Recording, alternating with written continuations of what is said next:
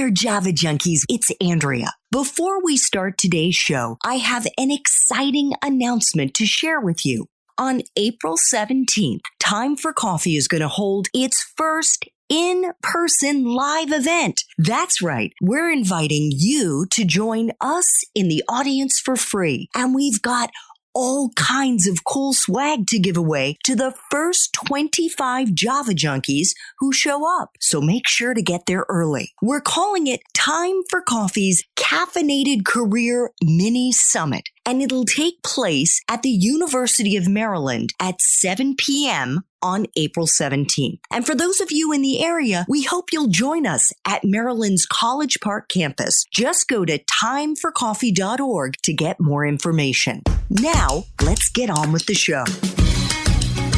Hi there, I'm Andrea Koppel, and it's Time for Coffee, the podcast where you get to hear firsthand what the jobs and careers that interest you the most are really like. Hey there, Java Junkies. Welcome to another episode of T4C. If you're interested in finance or international development or even the legal field as it relates to finding sustainable solutions to help lift poor countries out of dire poverty, then this is the episode for you. Because my next guest works at a government agency you probably haven't heard of before. It's called the Millenium Challenge Corporation, or MCC, and it was established by Congress in January 2004 to deliver smart U.S. foreign assistance by focusing on good policies, full engagement by the governments in these poor countries, and results. But before I introduce you to Jim Hallmark, I want to make sure you've signed up for the Java Junkies Journal. That's our weekly newsletter that we blast out on Monday mornings with a sneak peek of the new episodes and the guests we're going to be featuring that week.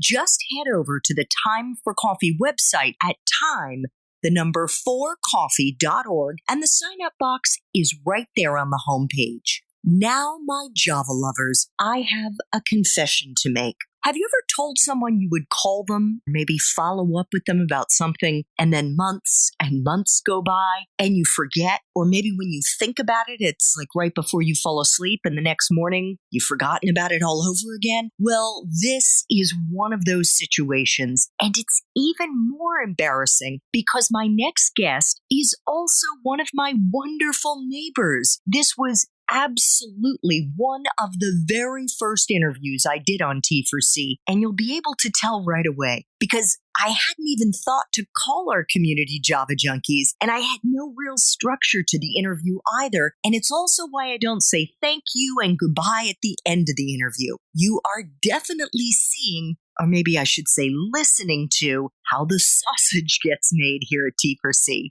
So please grab your mug and take a chug of your favorite caffeinated brew, because it's time for another caffeinated career conversation. And my delightful next guest is Jim Hallmark, the Director of Finance, Investment, and Trade at the Millenium Challenge Corporation. Since joining MCC as one of its first 50 employees, Jim has worked tirelessly with members of his team to help developing countries structure and manage public-private partnerships, which he'll explain in our interview, as well as other types of blended finance transactions to develop infrastructure and other public services in Africa, Eurasia, and Latin America. Jim starts off our caffeinated chat, which we recorded late one evening in my basement, on a microphone I no longer use, explaining what the MCC is and what it does. The best way to think about MCC is we are a U.S. government investment fund. So it is the U.S. government taking U.S. tax dollars and putting it into a fund. And what we focus on is financing basic infrastructure in poor countries around the world, meaning countries that have a GDP of, say, $3,500 or less. And what we are financing is really basic infrastructure like transport infrastructure, like roads, ports, airports, energy,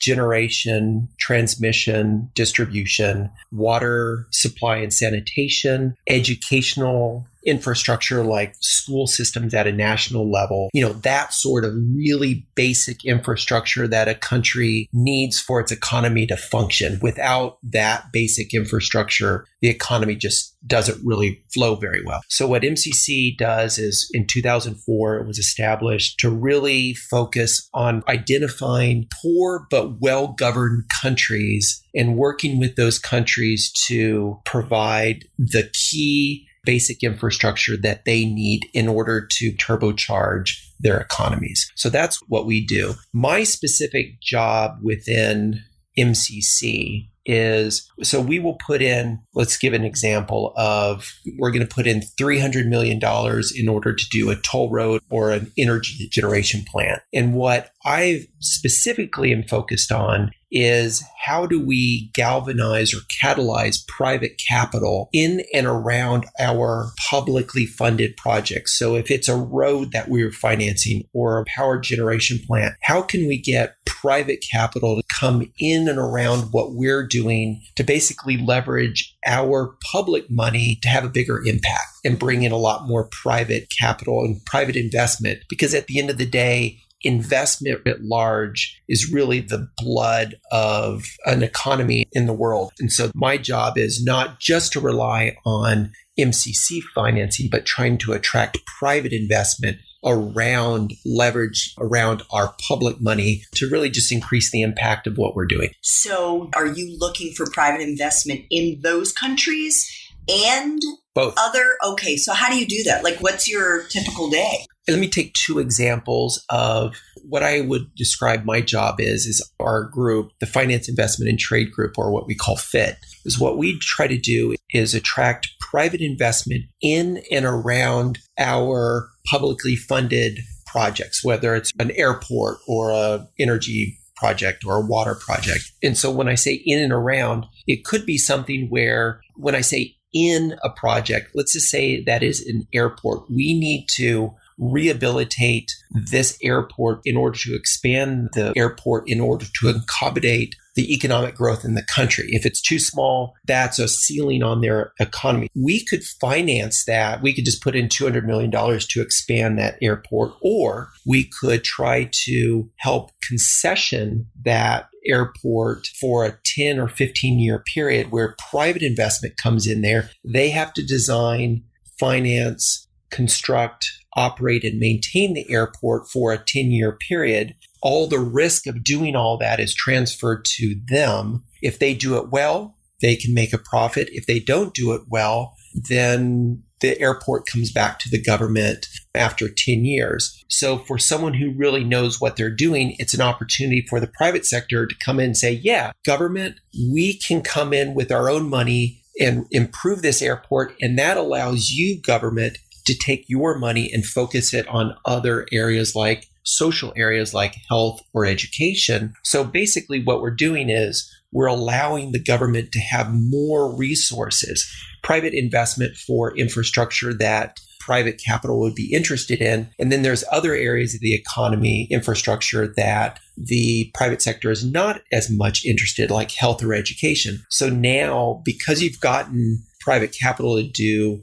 roads or energy or a port, the government then can take all of its money and really focus on other areas that really increase the amount of funding that a government has available to it. We might also have something where we fund 100% of a road or an energy project or a water project. And once that road is there, let's say that we built a road from a really fertile agricultural area to the port. And all of a sudden you opened up an entire new corridor in the country and opened up a new fertile area. And what you want to try to do is really catalyze businesses, the growth of businesses along that road in order to create jobs and economic activity so that the economy really grows very quickly. But how can we do that? So what we will do is help identify potential private investment that would be cropping up along that highway and help support them in some way. We might provide key public goods that they need, like side roads or workforce development or that sort of thing, so that they're more interested in investing along that new highway that we put in. So you see, those are two examples of where we would bring in private capital in the actual projects that we're doing, the port, the highway, whatever it is. Or if we fund a piece of infrastructure ourselves, we are helping galvanize the growth of private businesses to crop up along the piece of infrastructure that we've done. And so how do you do that? What does Jim Hallmark do? Like, do you have to spend a lot of time in those countries where the projects are and meetings? And like, how does this happen? Yeah. So let's take the example of the airport that I talked about. So in that case, you would have an airport that we want to concession this airport out for a 10-year period. Well, it's kind of a 3-step process. The first step is, in many cases, there's probably 10 or 20 potential projects that you could do. It could be a number of different airports, for example, or it could be a number of other infrastructure. So you want to do a quick screening of what are the best projects that you could develop as a public-private partnership. You want to screen it from a political, legal, environmental, social, technical, financial, economic perspective in order to see if that is an ideal candidate for a project to be developed as a PPP. That's kind of a quick and dirty study. So are you doing that, or are there researchers? We would hire consultants or somebody to go and do that kind of assessment. That's right. You're hiring specialists who can do all of that because you're looking at things from 7 different perspectives: legal, environmental, social, financial, economic, and political. And they're specialists in each of those areas. So you would bring in a firm who can do a quick and dirty study of all of those areas to determine, this looks like a project that is probably pretty good. This airport, we think we could probably develop that as a PPP. And then step 2 is then let's do a deep dive on that. So you bring in a firm that has same sort of expertise, but they're going to do a really deep dive. They're going to build financial models. They're going to be doing risk analysis. Environmental impact assessments, all sorts of things from those 7 areas that I identified, but a much deeper dive because you need to have a really airtight package in order to present to the market. Because the third step is then you hire what we would call a transaction advisor, which would be bankers, lawyers, engineers who would put together this package and go out to the market and find out who are the people who run airports around the world who would be interested in coming here and maybe operating this airport, financing, designing, building, operating, maintaining this airport for 10 or 15 years. And there's a lot of those people around the world, but you have to put together a big package that you will present to the market so that they can see, hey, this is a serious project.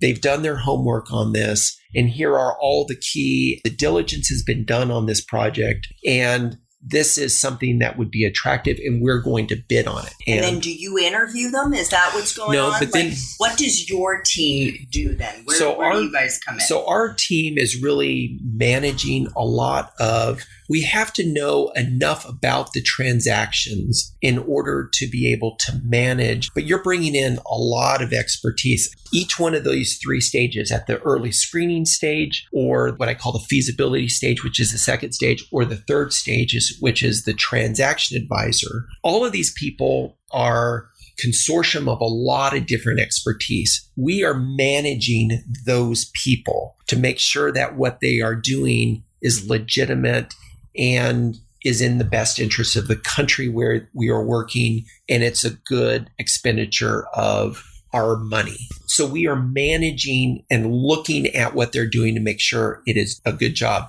And how long from the early stages to? Probably a 3-year process. 3 years. Yeah, probably 2-3 years. And in many cases, all of these, what I would call this public-private partnership, these are brand new creatures in a lot of these countries where we're working, in really poor countries. So it's not just about those 3 stages that I talked about, the screening, the feasibility study, then the transaction advisor. In many cases, you have to help strengthen what I would call the environment that these PPPs will live in, the regulations. and you have to work with the Ministry of Finance and the line ministries and the regulators to make sure that they know what these projects are and can develop them. And then after they're signed, they can actually manage these for the 10 or 15-year period. So it's not just like you're building countries in many ways, like fully functioning countries. Well, PPPs are a very powerful instrument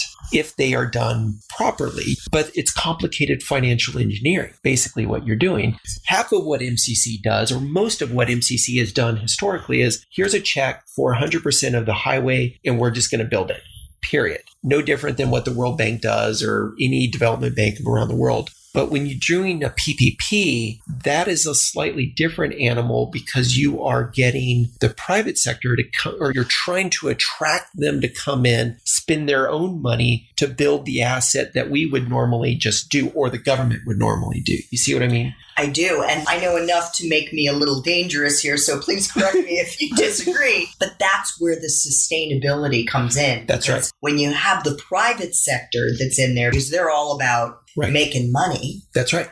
And so if they're in it, they're going to do their best to make sure that it really works. Right. And so that brings up a really great point of one of the criticisms of what MCC would do historically, which is, hey, we've got $200 million and we're just going to plunk down a check for $200 million to build this highway from point A to B. But the problem with that is once you've built that, if the country's just like, oh, great, thank you very much, or it's the airport, thank you very much, and they're not necessarily incentivized or capable of managing and sustaining that asset. The story of international development is the story of development finance DFIs, development finance institutions, whether it's the World Bank, I'm not picking on the World Bank, but I'm just giving you an example, or any of the regional development banks like the IDB or ADB or whatever, EBRD, is that they finance this infrastructure and then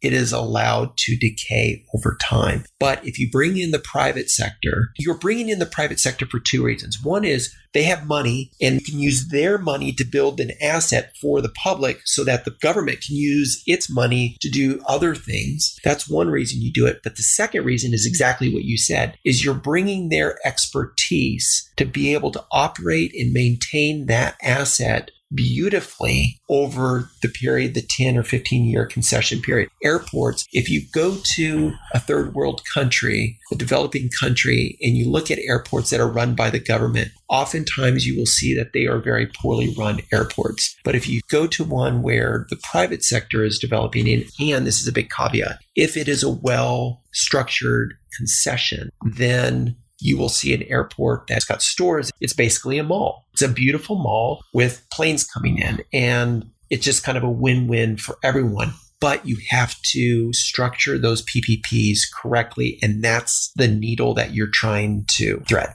Let's go back to your days at UT when you were an economics and political philosophy major, and I assume Spanish was your minor, or was Spanish was my minor, right? Spanish was your minor. Do you know what you wanted to do? I grew up in El Paso, Texas, which is a border town, and I think that I was always intrigued with what was on other sides of an international border. So for me, just international work, I just wanted to do international work, but I had no idea what that meant. International work is like, oh, I want to do domestic work. That's right. Like, what the hell? Is it like the opposite side of the coin? Right. Yeah. And you have no idea what it is about international work that is attractive to you. And so I think for me, and I talked to a lot of people who are trying to get into international development and are interested in international work just generally. They're as vague as I was. And I guess my recommendation to them is just go abroad and start somewhere. Go volunteer somewhere. If you can't get a job somewhere, go do something abroad. And just that experience will help you identify whether you liked what you were doing, or it'll give you a little bit more refinement of what your interests are. And then you'll be a little bit smarter because of that experience. And then step two will be then you can focus a little bit more. And that's kind of how I did that. I mean, I was wanting to do international, and in El Paso, I was able to get a job in Juarez at a maquiladora, which is an assembly plant. And that helped me understand cross-border work or manufacturing or the kind of business side of international work. What were you doing at this plant? Basically holding the hands of companies from the Midwest of the U.S. who were wanting to relocate their manufacturing operations to Mexico in order to be competitive and compete with other people around the world. This was when I was an undergrad, right? So, I mean, I didn't have any really useful skills. So you went to UT. Yep. And did you know what kind of law you wanted to practice when you graduated? There's two basic roads in law school. One is you can either be a litigator, you can be, courtroom lawyer, or you can be a transactional lawyer. Those are kind of the two. And I quickly realized that I was not designed to be a litigator. Courtroom was not in my future, but I really quickly understood that I really liked the classes that were more transactional, like property or contracts or securities or business associations, all the business type of classes. And I hadn't really had a lot of those classes as a liberal arts major. And it was just a whole nother world. It was like, oh, wow, business. I love this stuff. And this is so interesting. I wish I had done this a lot more in undergraduate.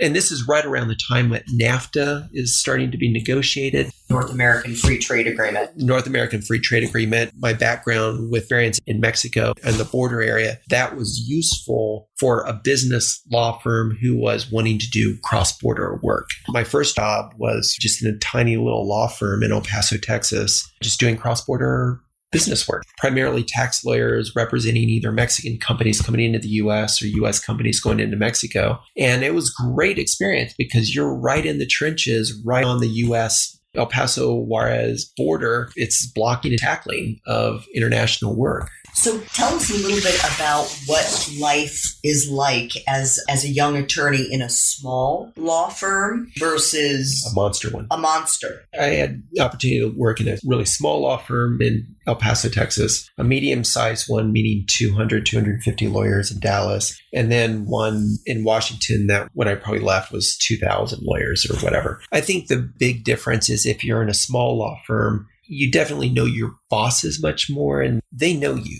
And there's still pressures. I mean, you're still under pressure, whether you're a small law firm or a big law firm to bill. So I don't know if there's a huge lot of difference there, but you know your bosses, they know you, and it's a much more intimate relationship. They're more interested in developing you and so forth. It's more of a personal relationship. If you're in a bigger law firm, it's a spreadsheet. The people in higher management aren't necessarily, they don't really know you or care necessarily about what you are doing. I'm overemphasizing this, but it's more of a numbers game. It's billing, you hit your numbers, bring in business type of thing. In a bigger law firm, you definitely need to be much more careful about charting where you want to go because you've got to be kind of a go-getter and really think about what you want to do and try to get that type of experience within a big law firm. And so how do you do that? How can you be more aggressive in a setting like that? I think you want to find the partners that are doing the type of work that you want to do, and you want to cozy up to them and position yourself in the law firm to where that's the kind of work that you want to do. I mean, it's no different than selling yourself in anything. I think some people are just like, oh, well, whatever work comes to me. I think that the beautiful thing about a big law firm is that there's great work there. There's such great work. And if you can be intelligent about sucking the juice out of that great environment, instead of just being lackadaisical or, just taking catch as catch can, but really thinking about the direction that you want to go and using all of those resources to develop where you want to go. I think going to a large law firm is really helpful, but you got to be focused. As an old lawyer once told me, I asked him, I said, why aren't you practicing anymore? And he said, the law profession is developed into some young person's game. It's grueling. It's grueling. And it's no different than investment banking or consulting or being an accountant, whatever. It's hours and it's grueling, but it's great experience. I mean, I'm so happy that I got all of that great experience. And I'm so happy I got, I got out of it. I was thinking, I think for some people, it's like once you have kids, the idea that you would be putting in an 18-hour day, 6 or 7 days a week.